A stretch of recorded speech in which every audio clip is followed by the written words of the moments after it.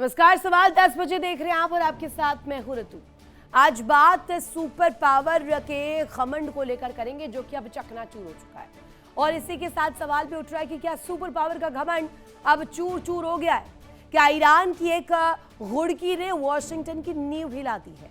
जो Donald Trump कल तक तेहरान को मटियामेट करने की धमकियां दे रहे थे, जो अमेरिका बात बात पर मिसाइलों और बमबारी के दम पर दम भर रहा था, आज वही अमेरिका ईरान की चौखट पर गिड़गिड़ाने को मजबूर नजर आ रहा है। जी हां, अमेरिका का सारा रौब, सारी एकड़ी ईरान के जिद्दी और सख्त कूटनीति के आगे ढेर हो गई है।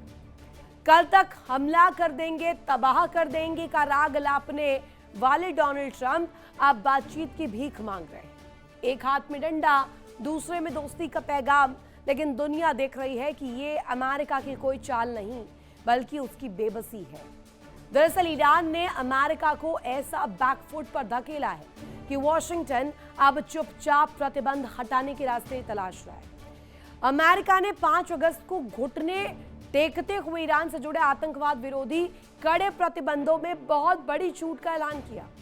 दरअसल अमेरिका ने ईरान की इस्लामिक रेवोल्यूशनरी गार्ड IRGC से जुड़े आरोपों में प्रतिबंध झेल रही एक एयरलाइन और उसके 2 विमानों से पाबंदियां हटा दी। इस छूट के पीछे सफाई दी जा रही है कि एयरलाइन ने अपना काम करने का तरीका बदल दिया है, चेंजेस ला दिए, बदलाव लाए, जिसकी वजह से ये छूट अब दी जा रही है। लेकिन सच पूरी दुनिया जानती है, सच ये कि ईरान के साथ जारी इस तनाव में अमेरिका के हौसले पस्त हो चुके हैं।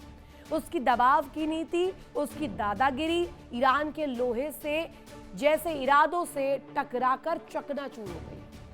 फिलहाल सफेद झंडा अमेरिका के हाथ में है।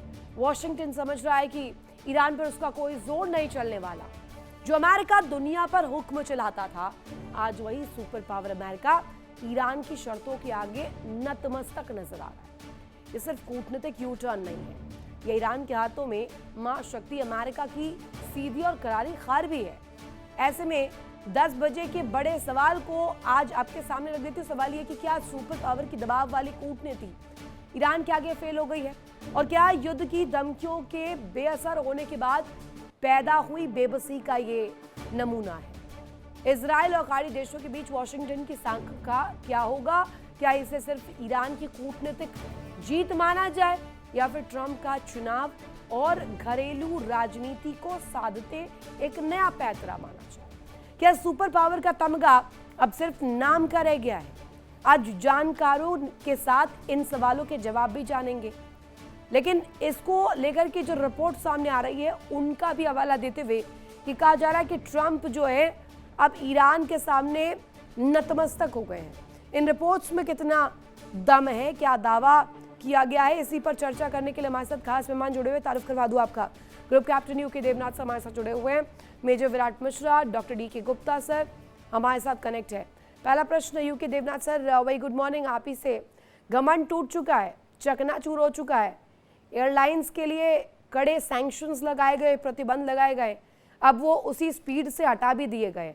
हवाला दिया जा रहा है कि अब एयरलाइन कंपनी ने बदलाव कर लिए प्रोसेसिंग में।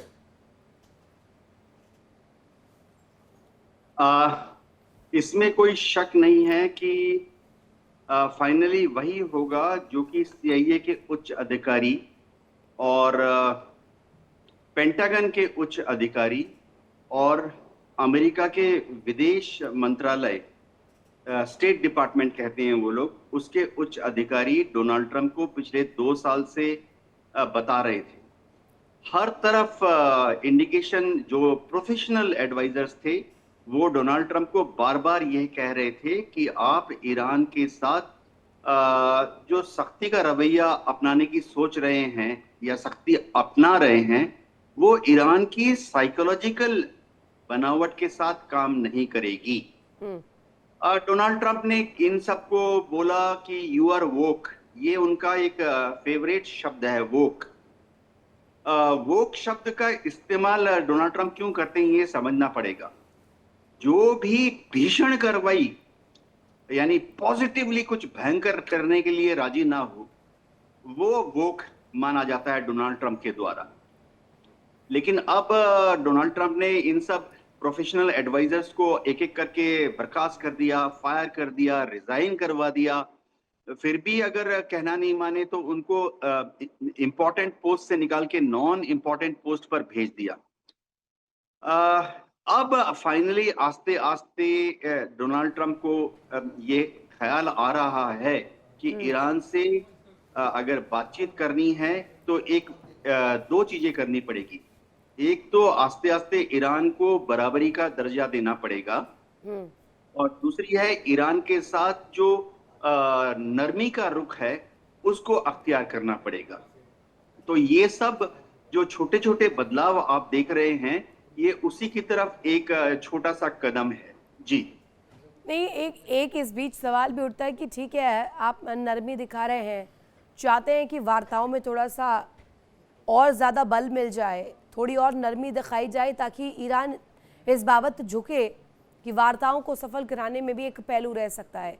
विराट सर, लेकिन एक जो रवैया था, उस रवैये के आगे जो सुपर पावर बड़ी बड़ी बातें किया करता था, अब सो कॉल्ड उसका ईगो ऐसा क्रैश हुआ है, या यूं कहें क्लैश हो गया है मुश्तबा और IRGC से, जिसकी वजह से आप ग्राउंड पर आ गए हैं, ज़मीन पर आ गए हैं। एक बहुत बड़ी कहावत है, अगर आप इसे याद करें, यहाँ पर वही होती भी नजर आ रही डोनाल्ड ट्रंप के साथ सती।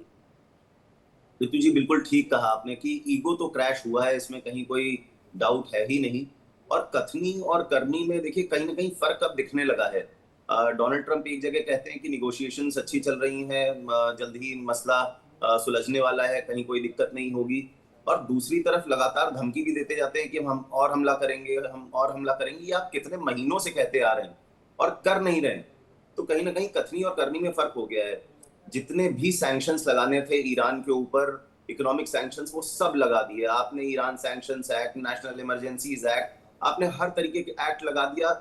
IRGC के प्रोक्योरमेंट्स में दिक्कत कर दी आपने। चाइनीज कंपनीज जो थी, जो वहां ऑपरेट कर रही थी, शेल कंपनीज थी, उनको भी आपने सैंक्शन कर दिया। किसी भी तरीके से रुका नहीं ईरान। दूसरी चीज क्या थी, सबसे बड़ी चीज क्या हुई, ईरान के हाथ में आ गया हॉर्मुज, जो इनका एक ऐसा वेपन बन गया है, एक जिसे आप कहते हैं जियो स्ट्रेटेजिक वेपन बन गया है, जिसको अमेरिका हरा नहीं पा रहा है। वो जो आइडिया था कि हॉर्मुज को नहीं ब्लॉकेड करेगा ईरान, वो हो गया, और उसकी वजह से ईरान के हाथ में एक ऐसी सुपर पावर आ चुकी है जिसकी वजह से अमेरिका लड़ नहीं पा रहा है ठीक से। कहीं ना कहीं दुनिया की जो ऑयल जो ट्रांसपोर्ट था वो बाधित हो गया है। पूरी दुनिया में इस बात की चर्चा है कि कब तक अमेरिका लगा रहेगा ये कहने में कि हॉर्मुज खुला है, पर शिप्स पास नहीं हो रही वहां से। दिक्कतें बहुत हैं अमेरिका के लिए। मिड टर्म इलेक्शंस आ ही गए हैं नवंबर में। आपने देखा होगा कि ये जो बिल ला रहे थे कांग्रेस में, वो सिर्फ एक वोट से जीत पाए यूएस कांग्रेस में, इस बात का ये रोकने के लिए कि ट्रंप सिर्फ अकेले हमला नहीं कर सकते, उनको संसद की जिसे बोलते हैं सैंक्शन चाहिए होगा, उनको संसद की परमिशन चाहिए होगी। वो सिर्फ एक वोट से ट्रंप जीत पाए। तो कहीं कहीं दिक्कतें बढ़ गई हैं ट्रंप के लिए। और लगातार जो भी ये कह रहे हैं ट्रंप, वो डिनाई कर रहा है ईरान। वो कह रहा है हमारी बातचीत चल ही नहीं रही है अमेरिका से। अच्छी और बुरी की तो बात ही नहीं, बातचीत चल ही नहीं रही है। हमारे विदेश मंत्री जो है वो इराक गए हुए हैं, और जितने भी बाकी IRGC के कमांडर्स हैं वो कहीं कोई बातचीत नहीं हो रही है, ना कहीं यूरोप में बात हो रही है, ना पाकिस्तान में। उन्होंने बिल्कुल क्लियरली डिनाई कर दिया। तो ऐसी स्थिति में ट्रंप की जो भी बातचीत, ये कहना बार बार प्रेस में कि हम बातचीत अच्छी चल रही है, कहीं ना कहीं झूठ साबित हो रही है। एक्स फैक्टर्स पर बात होती है विराट सर, कुछ एक्स फैक्टर्स होते हैं इस तरीके की। अगर वॉरफेयर की बात करें तो डॉक्टर DK गुप्ता सर अगर अग्री करें तो वो एक्स फैक्टर्स जो है वो वर्क ऑन होते हैं टेक्निकल पॉइंट ऑफ व्यू से, मिलिट्री एस्पेक्ट से देखें, या अगर आप एसिमेट्रिक वॉरफेयर में प्रॉक्सीज को एनालाइज करें। एक एक्स फैक्टर का जिक्र हर दफा होता है। वो एक्स फैक्टर क्या था जो ईरान ने घुटनों पर ला दिया है सुपर पावर को, एटलीस्ट साइकोलॉजिकली?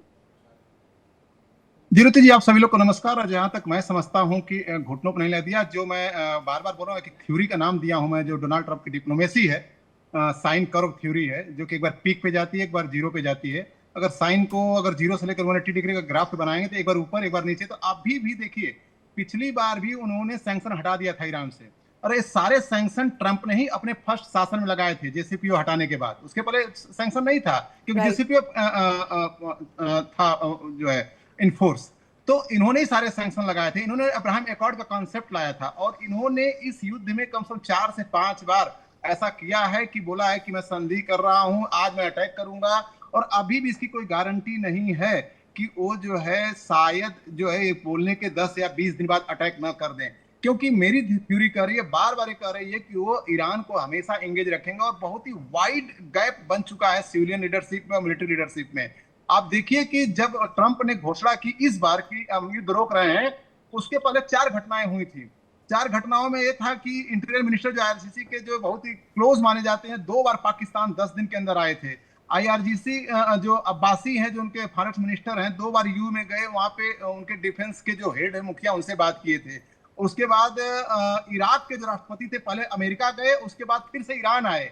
मतलब डिप्लोमेसी, आईआरजीसी और सिविलियन लीडरशिप पूरी कोशिश कर रहे थे कि अमेरिका रुके इस वार पे, और पेपरों में देखो अभी आ नहीं रहा है, लेकिन क्या क्या चीजें अंदर से अमेरिका के फेवर में हुई होंगी। अदरवाइज अमेरिका जो है इसको इंगेज रखेगा ईरान को। ईरान ऐसी बड़ी पावर नहीं है कि उसके तो लिए आपके हिसाब से दबावकारी नीति काम कर रही है सुपर पावर पर? जी, हमारी केमिस्ट्री क्या है, हम उसके बारे में क्या रीड कर रहे हैं, और अमेरिका क्या रीड कर रहा है, अमेरिका का लाइन ऑफ थॉट क्या है, वो डिफरेंस है। तो मुझे लगता है कि ये फिर से 15-20 दिन बाद, क्योंकि ये चाहेंगे कि ओमान में, ईरान में, रेड सी पर ये सब पे बातें चलती रहे, जिसकी वजह से अभी भी देखिए ब्लॉकेड नहीं हटा है। अभी भी आपका जहां पे 200-300 शिप निकलती थी डेली, या 8 या 7 शिप निकल रही हैं, तो ब्लॉकेड उसी तरह से है, और उसी पर कोई न कोई फिर से आईआरजीसी गलती करेगा और फिर से पलटवार करेंगे जब इनको जरा सा रेस्ट मिल जाएगा। तो रिग्रुप नहीं होने देंगे ईरान को। और मिडिल ईस्ट में एक भय की देखिए बनाए हुए हैं। देखिए, तो फिर ये मुझे उस कड़ी पर जोड़ देता है डीके गुप्ता सर, जैसा कि आप कह रहे हैं कि अभी भी ब्लॉकेट जारी है, अभी भी वही तस्वीर है, अभी भी ईरान कोई नरमी नहीं बरत रहा। यूके देवनाथ सर, एक कहावत होती है, बॉलीवुड में भी बहुत फेमस डायलॉग है, डर को इतना मत डराओ कि डर ही खत्म हो जाए। अब ईरान में ऐसा ही लग रहा है कि डर खत्म हो चुका है, अब डर रह नहीं गया है ना। तो वहाँ पे सिविलियंस को लेकर डर है, क्योंकि साथ वहाँ से लोगों का भी मिल रहा है, आईआरजीसी को भी बखूबी मिल रहा है, मोश्तबा को भी मिल रहा है। लेकिन इस बीच एक जो पूरी तस्वीर थी कि शेर आया, शेर आया, शेर आया ही नहीं। अब जब शेर आएगा तो भी किसी ने मानना ही नहीं है। रितु जी, आपने एकदम सही फरमाया। हो क्या रहा है कि अमेरिका ने ईरान की साइकोलॉजी को गलत समझ लिया। अमेरिका ने सोचा कि वेनेजुएला की तरह से थोड़ा सा हल्का फुल्का फू करेंगे, थोड़ा सा धक्का मुक्का करेंगे, और फिर ईरान के अंदर ही जयचंद पैदा हैं ऑलरेडी हैं, तो ये लोग ईरान की सत्ता को गिरा देंगे। ऐसा हुआ नहीं। दूसरी बात है, अमेरिका ने ईरान की हिस्ट्री को पढ़ने में गलती कर दी। अगर आप देखें 400 साल, 300 साल, 200 साल पहले दुनिया के सभी देशों पर, एशिया के सभी देशों पर किसका कब्जा था? England, France, Portuguese, Netherland, Germany, Spain. एकमात्र देश जिस पर किसी देश ने पिछले 300 साल, 200 साल से राज नहीं किया, बहुत आश्चर्यजनक है, ईरान। ईरान एकमात्र देश है जो किसी के अधीनस्थ नहीं आया। ईरान में एक और खास बात है, ईरान के लोग जो हैं वहां पर देश के लिए या अपने राजा के लिए जान देना हजारों साल से सरप्राइजिंग है। एक सुपर पावर देश, उसका राष्ट्रपति एक एयरलाइन, एक विमान को लेकर के एक पूरी तरीके से तस्वीर रखता हुआ नजर आया, इस तरीके का जिसमें उसे पूरी तरीके से ब्रीफ करना पड़ा, क्लैरिफिकेशन देना पड़ा। इतना बड़ा कोई मुद्दा नहीं था सर। हाँ जी, हाँ रितु जी, देखिए होता क्या है मैं बताता हूँ। अमेरिका हर जगह सोचता है कि वो दूसरे के ऊपर वो डोनाल्ड ट्रंप कभी कभी एक शब्द यूज करते थे, ये पश्चिमी देश यूज करते हैं, शॉक एंड ऑ, कि मैं इतना, मेरा देश और मैं इतना महान हूँ, इतना पावरफुल हूँ कि आपकी जुगुलर वेन को दबा दूंगा अगर आप कहना नहीं मानोगे। तो ये जो अभी प्रतिबंध एयरलाइन की बात हो रही है, ये ऐसी एक चीज है जहां पर डोनाल्ड ट्रंप को क्या कहते हैं, हिंदी में कहावत है, मैं चाटना पड़ा। तो इससे भी भयंकर है ये मुहावरा। तो डोनाल्ड ट्रंप को पता लग रहा है आस्ते आस्ते कि ईरान पुश ओवर नहीं है।